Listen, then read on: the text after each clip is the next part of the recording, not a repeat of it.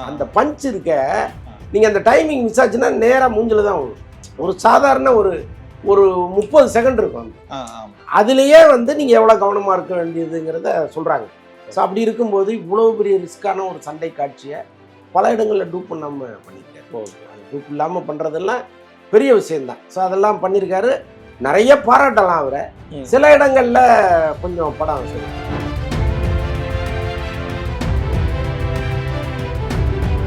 இந்த படத்துக்கு இந்த முதல் நாளே வந்து மக்கள் கூட்டம் வந்து குறைஞ்சிருக்கு. பெரிய அளவில் வந்து கலெக்ஷன் இல்லை இந்த படத்துக்கு.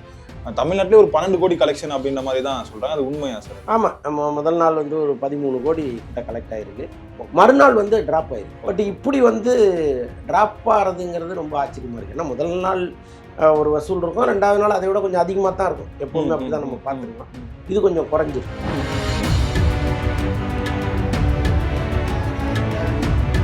விதாசை பொறுத்தளவுக்கு இந்த படம் வந்து ஒரேடிய மோசமான படம்லாம் நம்ம சொல்ல முடியாது. பல இடங்களில் இந்த ஃபைட் காட்சிகள்லாம் ரொம்ப பிரமாதமாக இருக்குது.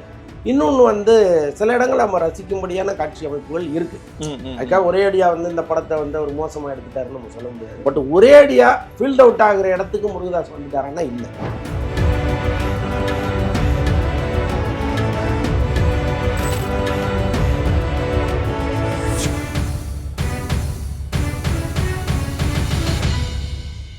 சார் வணக்கம் சார். வணக்கம். எப்படி சார் இருக்கீங்க? நல்லா இருக்கேன். இந்த மதராசி படம் ரிலீஸ் ஆகி மக்கள் மத்தியில் ஒரு மிகப்பெரிய வரவேற்பை பெற்றிருக்குன்னு சொல்லுங்க சார். இருந்தாலும் ஒரு சில கலவையான அந்த விமர்சனங்களும் வருது. நீங்க படம் பார்த்துருப்பீங்க. படம் வந்து உங்களுக்கு எப்படி சார் இருந்தது? அதான் நீங்கள் சொன்ன மாதிரி கலவையான விமர்சனம் தான். எனக்குள்ளேயே அந்த கலவையான விமர்சனங்கள் நிறையா இருக்கு. இன்னொன்று அந்த சிவகார்த்திகேயன் வந்து இந்த குணா கமல் மாதிரி அவர் அபிராமிங்கிற மாதிரி ஒரு மாலதின்னு சொல்லிட்டு வந்துட்டு இருக்காரு. அதாவது இந்த கேரக்டரு ஒரு 50 பேர் 100 பேரை அடித்தாலும் நீங்கள் நம்பணும் அப்படிங்கிறதுக்காக அவரை வந்து ஒரு மனநோயாளியை காமிச்சு நான் தற்கொலை பண்ணிக்க போகிறேன்னு காட்சி அதை அவர் சொல்ல வச்சு ஸோ அப்படி ஒன்று பண்ணியிருக்காங்க. பட் எனக்கு தெரிந்து ஒரு ஹீரோ நான் சாவ போகிறேன்னு சொல்கிறதுங்கிறது ஒரு மாதிரி ராங் சென்டிமெண்ட்டாக தான் நான் பார்க்குறேன். சென்டிமெண்ட்லாம் பார்க்க வேண்டிய அவசியம் இல்லை அப்படின்னு நீங்கள் சொன்னால் கூட, நானும் அதை நம்பினா கூட, சினிமாவில் அது வந்து காலகாலமாக தொடர்கிற ஒரு விஷயமா இருக்குது. நான் ஒரு ராசி இல்லா ராஜான்ட்டு டிஎம்எஸ் பண்ணாரு. டிஆர் தான் பாட வச்சார். டிஎம்எஸ் அவர் சாகுற வரைக்கும் சொல்லிட்டே இருந்தார், என் வாழ்க்கையே கெடுத்துட்டார் டிஆர். அந்த பாட்டை மட்டும் எனக்கு கொடுக்கலன்னா நான் வந்து மார்க்கெட்டில் டாப்லேயே இருந்திருப்பேன், என்னைக்கு அதை பாடணுன்னு சரசரன்னு கீழே வந்துட்டேன் அப்படின்னு சொல்லுவார். அதனால் இந்த சினிமாவில் இந்த சென்டிமெண்ட்டுங்கிறது ரொம்ப முக்கியமான விஷயமா இருக்கிறதுனால நான் சொல்கிறேன், இந்த மாதிரி வந்து சிவகார்த்திகேயன் கேரக்டரில் எதிர்காலத்தில் சூஸ் பண்ணாமல் இருந்தால் கொஞ்சம் நல்லாயிருக்கும். அவருடைய ரசிகர்களுக்கும் அது கேட்கறதுக்கு பிடிக்கும்னு வச்சுங்களேன். மற்றபடி இந்த படத்தில் வந்து அந்த ஆக்ஷன் ஏரியா ஒன்று இருக்குல்ல, உள்ளபடியே சிவகார்த்திகேயன் மிரட்டியிருக்காரு. சிவகார்த்திகேயனுக்கெல்லாம் ஆக்ஷன் வருமா அப்படின்னு நான் கூட நினச்சிருக்கேன். ஏன்னா ஒரு காமெடி வந்து ஃப்ளூயண்ட்டாக வந்துடும். ஆனால் ஒரு ஆக்ஷன் ஹீரோவை மாறுவதற்கான ஒரு உடல் தகுதியையும் அந்த பயிற்சியையும் எடுக்கிறதுங்கிறது சாதாரண விஷயம் கிடையாது. ஒன்றும் இல்லை, நம்ம அப்படி போகிற போகல என்னையா மொக்க போடுறான்ட்டு போயிடுறோம். ஆனால் இப்போ ரீசெண்டாக ஒரு சின்ன ஒரு கிளிப்ஸ் ஒன்று வந்துச்சு, நீங்கள் பார்த்துருப்பீங்க. அந்த ஸ்டென் மாஸ்டர் கெவின் வந்து சிவகார்த்திகேயனுக்கு சொல்லித்தர மாதிரி அந்த பஞ்ச் இருக்க நீங்கள் அந்த டைமிங் மிஸ் ஆச்சுன்னா நேராக மூஞ்சில் தான் வரும். ஒரு சாதாரண ஒரு 30 செகண்ட் இருக்கும். அதுலேயே வந்து நீங்கள் எவ்வளோ கவனமாக இருக்க வேண்டியதுங்கிறத சொல்கிறாங்க. ஸோ அப்படி இருக்கும்போது இவ்வளோ பெரிய ரிஸ்க்கான ஒரு சண்டை காட்சியை பல இடங்களில் டூப் பண்ணாமல் பண்ணியிருக்காரு. அது டூப் இல்லாமல் பண்ணுறதெல்லாம் பெரிய விஷயந்தான். ஸோ அதெல்லாம் பண்ணியிருக்காரு. நிறைய பாராட்டலாம் அவரை. சில இடங்களில் கொஞ்சம் படம் சொதப்பிருக்கு. அப்பா இப்போ நீங்களே சொல்றீங்க சார், அந்த படம் வந்து கலவையான ஒரு விமர்சனம் இருக்குன்ட்டு. ஆனால் இந்த சமூக வலைதளங்கள்லாம் இருக்குல்ல சார், படம் வந்து சூப்பராக இருக்குது, இது வந்து ஏர் முருகதாஸ் வந்து ஒரு கம்பேக் படம், சிவகார்த்திகேயன் தான் அடுத்த தமிழ் சினிமாவோட முகம் அப்படின்ற மாதிரி தான் எல்லாமே வந்து போர்ட்ரேட் பண்ணியிருக்காங்க. அதுக்கு பின்னாடி ஏதாவது அரசியல் இருக்குமா சார்? ஒரு அரசியல் இல்லை, துட்டு அரசியல் தான். ஆக்சுவலாக சிவகார்த்திகேயனுக்கு நீங்கள் ஒரு பெரிய கேம்பெயின் ஒன்று நடந்துட்டு இருக்கு. அது என்ன பண்ணுறாங்கன்னா, கரெக்டாக யாரெல்லாம் வந்து இந்த சோஷியல் மீடியாவில் கொஞ்சம் நல்லாவே இயங்கிட்டு இருக்காங்களோ அவங்கள எல்லாமே தனித்தனியாக சந்திச்சாங்க. ஸோ அதனுடைய விளைவு தான் வந்து இந்த படத்தை ஒரு நடுநிலையோட விமர்சனம் பண்ணணுங்கிற எண்ணம் இல்லாமல் பல பேர் வந்து அவர் அடுத்த விஜய் ஆயிட்டாரு, பிரமாதமான ஒரு இது அப்படின்லாம் சொல்லிட்டு இருக்காங்க. வேற வழி இல்லை, சினிமாவில் வந்து பல பேர் வளர்ந்தது இப்படி தான். ஏதோ ஒரு வகையில் வந்து சொல்லுவாங்க அல்லது சொல்ல வைப்பாங்க, இதெல்லாம் நடக்கும். ஸோ அதில் வந்து 2வது ரகமாக சிவகார்த்திகேயன் இருக்காரு இந்த படத்தை பொறுத்தளவு. நான் வந்து அமரன்லாம் அப்படி நான் சொல்ல மாட்டேன். அமரன்லாம் ரொம்ப நிஜமாவே நீங்கள் வந்து கைத்தட்டி கொண்டாடப்பட வேண்டிய படம். பட் இந்த படத்தில் வந்து ஒரு பாதி விமர்சனங்கள் சிவகார்த்திகேயன் மீது நமக்கு இருக்கு. ஸோ அதை வந்து பேலன்ஸ் பண்ற மாதிரி அவர் ஏற்கனவே முடிவு பண்ணி இப்படிதான் நாளைக்கு விமர்சனங்கள் வரப்போகுது, அதனால முன்கூட்டியே நம்ம தயாராகிருவோம்னு தான் அந்த படை பரிவாரங்கள்லாம் அனுப்பி அதை சரி பண்ணி வச்சது. படத்துக்கு அந்த புக்கிங்ஸ்லாம் வந்து சரியா இல்லை, படம் நிறைய தேட்டர்ல வந்து காலியாக தான் போகுதுன்னு சொல்றாங்க சார். ஏன்னா படம் சரியா இல்லைன்றதுனால அது என்னவோ தெரியலங்க. இப்போ மக்கள் வந்து கரெக்டாக ஸ்மெல் பண்ணுறாங்க. ஓகே. பல தோல்வி படங்களை நீங்கள் பார்த்தீங்கன்னா புக்கிங் சரியா இருக்காது. நீங்கள் பல படங்களுக்கு அது நிகழ்ந்திருக்கும். அது எப்படி மக்களுக்கு இது வந்து முன்னாடியே தெரியுதுங்கிறது எனக்கு ரொம்ப ஆச்சரியமாகவே இருக்கும். இப்போ தக்லைஃப் படத்துக்கு கூட ரிலீஸுக்கு முன்னாடி வந்து புக் மை ஷோவில் பெருசாக புக்கிங் இல்லை அப்படின்லாம் சொன்னாங்க. நீங்கள் கவனிச்சிருக்கலாம். அந்த படம் வந்த பிறகு பார்த்தீங்கன்னா மக்கள் ஏன் இந்த படத்தை வந்து முன்னாடியே யூகிச்சாங்கங்கிற மாதிரி எனக்கு ஒரு டவுட் வந்துச்சு. ஸோ மாதிரி நிறைய படங்கள் நம்ம சொல்லிகிட்டே போகலாம். கிட்டத்தட்ட அந்த நிலைமை இந்த படத்துக்கும் இருந்துச்சு. சிவகார்த்திகேயன் வந்து அடுத்த விஜய் அப்படிங்கிற அளவுக்கு இங்கே வந்து கம்பெயின் பண்ணிட்டு இருக்காங்க. ஓரளவுக்கு மண்டக்குள்ள திணிச்சிட்டாங்க அது. ஸோ அப்படி ஒரு பக்கம் நடந்துட்டு இருக்கும்போதே அவருடைய படம் ஒன்று வருது. அது வந்து ஏஆர் முருகதாஸுங்கிறவர் ஒன்று சாதாரண இயக்குனர்லாம் கிடையாது, மொக்க போடுற இயக்குனர் கிடையாது. அவர் வந்து ஒரு ஆக்ஷன் படங்களை தயாரிக்கக்கூடிய ஒரு மிக முக்கியமான ஒரு இயக்குனர். அவரும் இவரும் சேரும் பொழுது உங்களுக்கு கட்டாயமாக அதன் மீது ஒரு எதிர்பார்ப்பு கிரியேட் ஆகிட்டே இருக்கணும்ல. அது எப்படி குறைஞ்சதுன்னு தான் நமக்கு புரியல சார். அது திட்டமிட்டு பண்ணியிருப்பாங்களா சார்? ஒரு படம் நல்லா இருந்ததுனால இப்படி பண்ணியிருக்கலாமா சார்? திட்டமிட்டு பண்றதுல என்னங்க இருக்கு? இப்போ அவங்க வந்து பெரிய அளவில் வந்து எதுவுமே ப்ரொமோஷன் வந்து பண்ணலை. ப்ரொமோஷன் அவங்க திட்டமிட்டு தான் பண்ணது. என்ன காரணம்னா நம்ம ஓவர் ஹைப் கொடுத்து தக்லைஃப் மாதிரி ஆயிடக்கூடாது, கூலி மாதிரி ஆயிடக்கூடாது, அதனால ஹைப்பை குறைப்போம்னு தான் அவங்க பண்ணது. அது சரியான முடிவு தான். அதனாலேயே புக்கிங் இல்லாமல் போச்சுன்னு நம்ம சொல்ல முடியாது. ஏன்னா இப்படி ஒரு படம் 5ஆம் தேதி ரிலீஸ் ஆகுதுங்கிறது எல்லாருக்குமே தெரியும். அப்போ அவங்க முண்டி அடிச்சுட்டு அந்த படத்தை பார்க்க விரும்பல அப்படின்னா, ஒருவேளை இந்த படம் தொடர்பாக ஏற்கனவே வந்த டீசரோ அல்லது பாடலோ இவங்களுக்கு வந்து பெருசாக இம்ப்ரெஸ் பண்ணலையோங்கிற மாதிரி நான் யோசிச்சேன். அந்த அடுத்த விஜய் பத்தி பேசிட்டு இருக்கீங்க சார். சிவகார்த்திகேயன் படம் பார்த்துட்டு வராரு, அடுத்த சூப்பர் ஸ்டார் நீங்களான்னு சொல்லி அதை கேட்கறாங்க. இதெல்லாம் நார்மலா அவங்களே கேட்கறதா? இதுவும் அந்த கேம்பெயின் மாதிரி ஏதாவது பண்றதா? இல்ல, அதுக்கெல்லாம் வாய்ப்பு இல்லை. அது அப்படி இன்னைக்கு பல பேர் பல மாதிரி கேள்விகள் கேட்கறாங்க. எதெல்லாம் கேட்கக்கூடாதோ அதெல்லாம் கேட்கறாங்க. அவங்களுக்கு என்னன்னா ஒண்ணு ஆமான்னு சொல்லு, இல்லைன்னா இல்லைன்னு சொல்லு, எதுவா இருந்தாலும் எங்களுக்கு செய்தி தானே அப்படிங்கிற அளவுக்கு பல பேர் இன்னைக்கு இயங்கிட்டு இருக்கிறதுனால இது மாதிரி தவிர்க்க முடியாத கேள்விகளை அவர் எதிர்கொள்ள வேண்டியதா இருக்கு. பட் அதை ரொம்ப கவனமா பதில் சொல்லிட்டு அவர் போயிட்டாரு. இப்பதான் விஜய்னு சொல்லி முடிக்கல, அதுக்குள்ள நீங்க தான் சூப்பர் ஸ்டாரான்னா அவர் என்ன வரணும்? அது ஒரு மாதிரி தர்ம சங்கடமான சிக்கல் தான். அந்த சமீபத்துல வந்த படங்கள் எல்லாமே முதல் நாள் மட்டும் நல்ல வசூலா இருக்கு. அதுக்கப்புறம் தான் படம் சரியில்லைன்னு சொல்லிட்டு அந்த ரிப்போர்ட் வரும். அதுக்கப்புறம் மக்கள் கூட்டம் வந்து குறைய ஆரம்பிக்கும். இந்த படத்துக்கு இந்த முதல் நாளே வந்து மக்கள் கூட்டம் வந்து குறைஞ்சிருக்கு. பெரிய அளவுல வந்து கலெக்ஷன் இல்லை இந்த படத்துக்கு. தமிழ்நாட்டிலே ஒரு 12 கோடி கலெக்ஷன் அப்படின்ற மாதிரி தான் சொல்றாங்க. அது உண்மையா சார்? ஆமா, நம்ம முதல் நாள் வந்து ஒரு 13 கோடி கிட்ட கலெக்ட் ஆயிருக்கு. மறுநாள் வந்து டிராப் ஆயிருக்கு. இன்னைக்கு எவ்வளோங்கிறது நாளைக்கு தான் தெரியும்.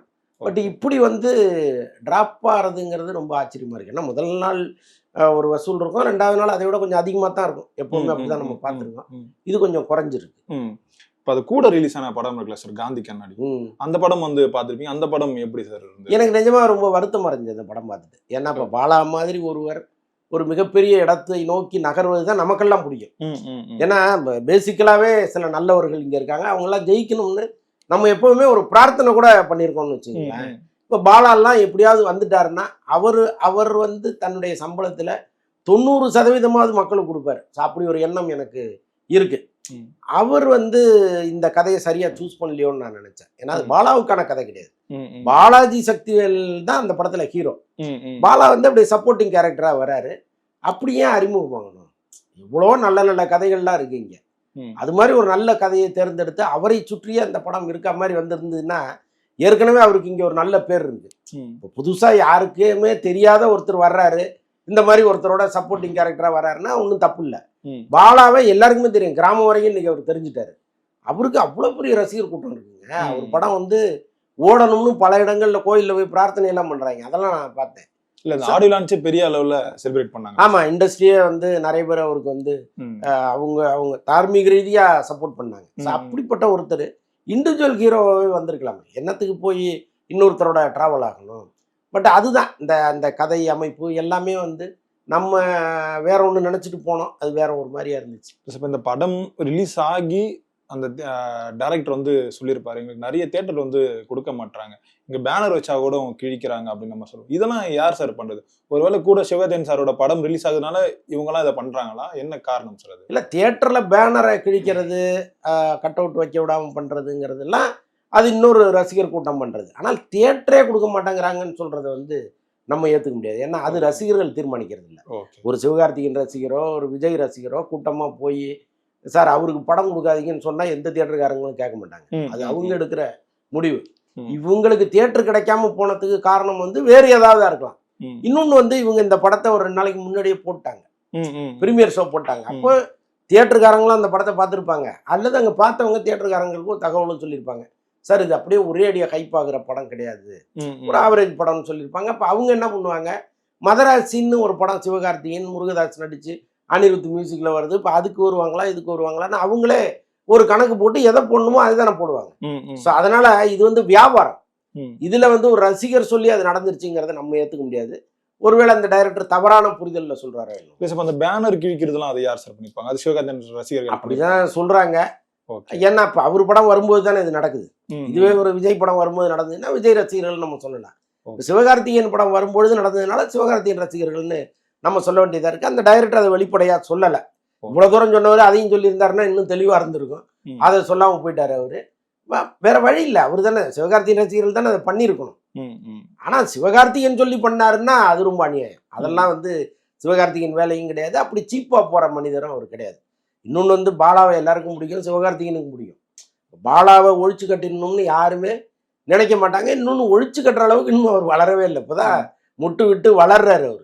இவரை போய் அதுக்குள்ள இவர் வந்தாருன்னா அடுத்த ரஜினி ஆயிடுவார், அடுத்த கமல் ஆயிடுவார்லாம் யாரும் நினைக்க போறது இல்லை.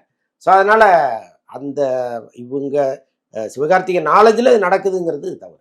இந்த மதராசி படம் ரிலீஸுக்கு முன்னாடிலாம் இந்த படம் வந்து ஏஆர் முருகதாஸ்க்கு வந்து ஒரு கம்பேக் படமா இருக்கும்னு சொல்லி தான் எல்லாருமே எதிர்பார்த்தோம். இந்த படம் ரிலீஸ் ஆயிடுச்சு, கலவையான ஒரு விமர்சனம் வந்திருக்கு. இப்போ அந்த பெரிய டைரக்டர்ஸ்லாம் இருக்காங்க சார், அவங்க எல்லாருமே வந்து ஃபீல்ட் அவுட் ஆகிட்டே இருக்காங்க. பெரிய படத்துக்கு மக்கள் வந்து நம்ம போகக்கூடாது, இந்த படங்கள்லாம் சரியா இருக்க மாட்டேங்குது, நம்ம ஏதாவது சின்ன படங்களை சூஸ் பண்ணி போவோம் அப்படின்ற ஒரு மனநிலைக்கு வந்து வந்திருக்காங்களே சார். இல்லைங்க, பெரிய நடிகர்களுக்கு ஒரு அழுத்தம் வந்துருச்சு. பெரிய டைரக்டர், பெரிய நடிகர்களுக்கும் சரி பெரிய டைரக்டர்களுக்கும் சரி. ஏன்னா இப்படிப்பட்ட படங்களை கொடுத்தாதான் ரசிப்பாங்கன்னு அவங்க ஒரு முடிவுக்கு வந்துடுறாங்க. அப்போ வந்து டெம்ப்ளட்டா படங்களை உருவாக்குறாங்க. புது நடிகர்களுக்கோ அல்லது புது இயக்குநர்களுக்கோ அந்த பிரச்சனை கிடையாது. இப்போ நான் சொல்றது வந்து வளர்ந்து வருகிற நடிகர்கள், இப்போ கவின் மாதிரி ஹரிஷ் கல்யாண் மாதிரி நடிகர்களுக்கெல்லாம் அந்த பிரச்சனை கிடையாது. என்னன்னா அவங்க ஒரு வித்தியாசமான ஒரு கதையில அவங்களால நடிக்க முடியுது. மணிகண்டன் மாதிரி நடிகர்கள்லாம் வித்தியாசமான கதையை எடுக்க முடியுது. ஆனால் ஒரு விஜயோ அஜித்தோ ரஜினியோ கமலோ இவங்கெல்லாம் வந்து ஒரு டெம்ப்ளட்டா ஒரு ஃபார்மேட் வச்சிருக்காங்க. படத்துல ஒரு 4 ஃபைட் இருக்கணும், ஒரு 2 சாங் இருக்கணும் அப்படின்னு நினைச்சுக்கிட்டு வர்றாங்க. இப்போ ஃபைட்டுக்கு தான் வந்து அதிக செலவே பிடிக்குது. இப்போ படங்கள்ல வந்து நீங்க கதைக்கு கொடுக்குற முக்கியத்துவத்தை விட ஃபைட்டுக்கு தான் அதிக முக்கியத்துவம் கொடுக்குறாங்க. என்னன்னா அதை ரசிக்கிற கூட்டம் இன்னைக்கு வந்துருச்சு. ஒரு 4 ஃபைட்டு, ஒரு 4 நல்ல பாட்டு இருந்தா அந்த படத்தை நம்ம ஓட வச்சிடலாங்கிற எண்ணம் வந்துடுது. அப்போ இணைப்பதற்கு சின்ன சின்ன சம்பவங்கள் இருந்தா போதும், காட்சிகள் இருந்தா போதும்னு லோகேஷ் கனகராஜ்லேருந்து பல பேர் நினைக்க ஆரம்பிச்சிட்டாங்க.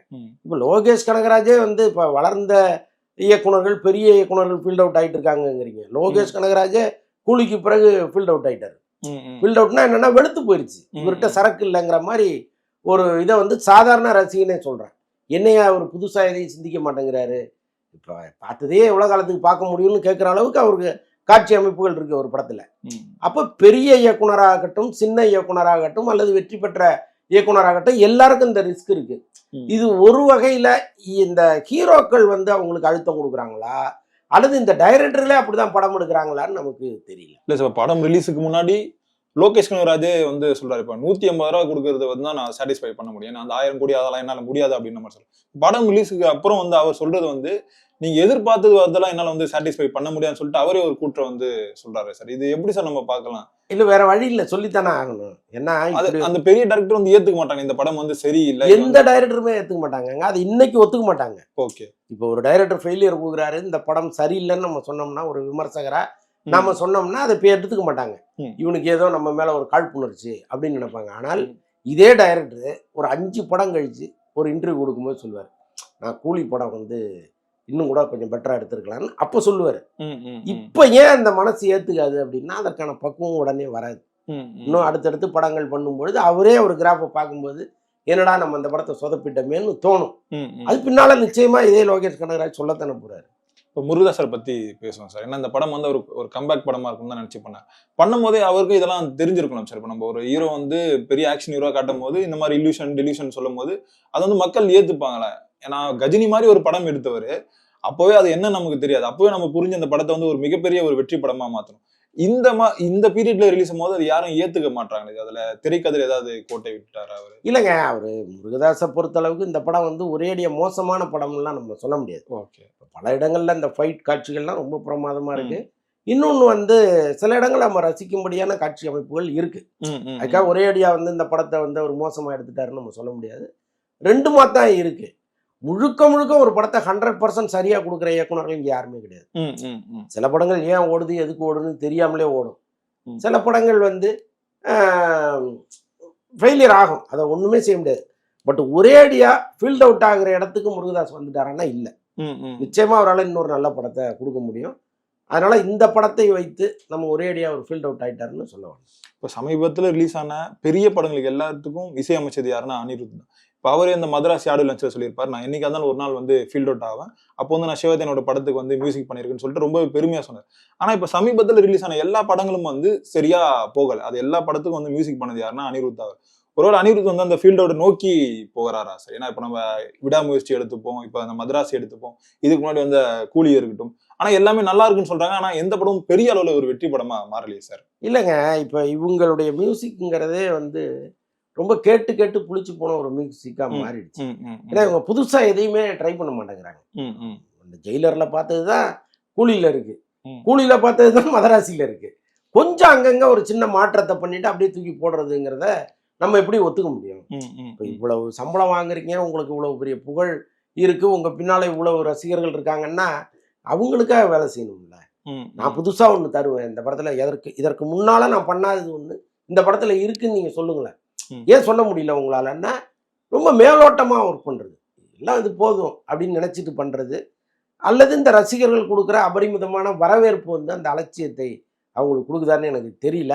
ஆனால் அனிருத்தெல்லாம் வந்து நிச்சயமாவே இப்போ நானும் ரவுடிதான் படத்துல எல்லாம் மெலடி சாங்ஸ் போட்டுப்பார், சூப்பரா இருக்கும். குளமாவு கோயிலெல்லாம் மெலடி இருக்கு, சூப்பரா இருக்கும். அவரால் முடியும். ஜிவி பிரகாஷ் வந்து அவர் நினைச்சா ஒரு மாட்டடி அடிச்சு கையில கொடுத்துட்டு போக முடியாதா? ஏன் ஒவ்வொரு படத்துலயும் அவர் மெனக்கிறாரு. அதுல வந்து ஒரு அந்த பாட்டு 25 வருஷம் ஆனாலும் கேட்கணும்னு எண்ணம் அவருக்கு இருக்கு. அவருடைய நீங்க இன்னமும் நீங்க மதராசப்பட்டினம் சாங்கை கேளுங்க, நீங்க நகரவே முடியாது, உட்காந்து கேட்டுட்டே இருக்கலாம். அப்ப இந்த காலத்துக்கும் அழியாத பாடல்களை நம்ம கொடுக்கணுங்கிற எண்ணம் முதல்ல ஒரு மியூசிக் டைரக்டருக்கு வரணும். ஜிவி பிரகாஷுக்கு அதெல்லாம் இருக்கு. ஸோ அந்த மாதிரி வந்து ஏன் அனிருத்துக்கு இல்லாம போகுதுங்கிறது நமக்கு பெரிய வருத்தமா தான் இருக்கு. அவருக்கு இந்த தமிழ் சமூகம் கொடுத்த இடம்ங்கிறது ரொம்ப உயரம். அவர் ஆனா ரஜினி படத்துக்கு மட்டும் ரொம்ப பர்டிகுலரா நல்லா போடுறாரு. இப்ப கூலி படத்திலேயே பேக்ரவுண்ட் மியூசிக் எல்லாம் பாத்தீங்கன்னா சூப்பரா இருக்கும். பாடல்கள் வந்து சில பாடல்கள் அதுல நல்லா தான் இருக்கு. ஜெயிலர்ல அதிரி புதிரியா இருந்துச்சு. அப்ப ரஜினிக்கு மட்டும் கொஞ்சம் ஸ்பெஷலா ஒர்க் பண்றவரு, மற்றவர்கள் படத்துல ஏன் கொஞ்சம் அலட்சியமா இருக்காருன்னு நமக்கு புரியல.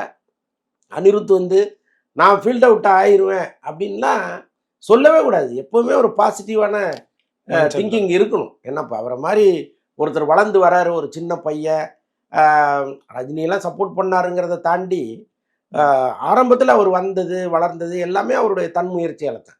ஸோ அப்படி உள்ள ஒருத்தர் இவ்வளோ ஒரு இடத்த பிடிச்சிருக்கிறாரு. அவருடைய மியூசிக் கான்சர்ட்னா 3 கிலோமீட்டருக்கு நிற்கிறாங்க டிக்கெட் வாங்குறதுக்கு. அப்போ அவ்வளவு முக்கியமான ஒரு மியூசிக் டைரக்டர் நான் ஃபீல்ட் அவுட் ஆயிடுவேன்னு ஏன் அப்படி நினைக்கணும்? முதல்ல எப்பவுமே பாசிட்டிவா இருக்க வேண்டியது தானே. இப்போ பரணி மாதிரி மியூசிக் டைரக்டர் இன்டர்வியூலாம் அவரை கேட்க சொல்லுங்க. பரணி எல்லாம் எந்த காலத்திலயும் இசை அமைச்சவர், இன்னைக்கும் வந்து அவர் எவ்வளவு தன்னம்பிக்கையோட பேசுறாரு. அவரு அனிருத் அளவுக்கெல்லாம் பெரிய இசையமைப்பாளர்லாம் நம்ம அறியல, யாருக்குமே தெரியலதே வச்சுக்கங்களேன். ஆனாலும் அவரு இப்ப இருக்கிற நிலைமைக்கு கூட தன்னம்பிக்கையோட பேசுறாரு. அதெல்லாம் பார்த்து அப்படிதான் பேசணும். எப்படி இப்படி எல்லாம் பேசுறாங்கன்னு புரியல. நம்ம ரொம்ப நன்றிகள் சார், எங்களோட நீண்ட நேரம் பயணிச்சது. நன்றி.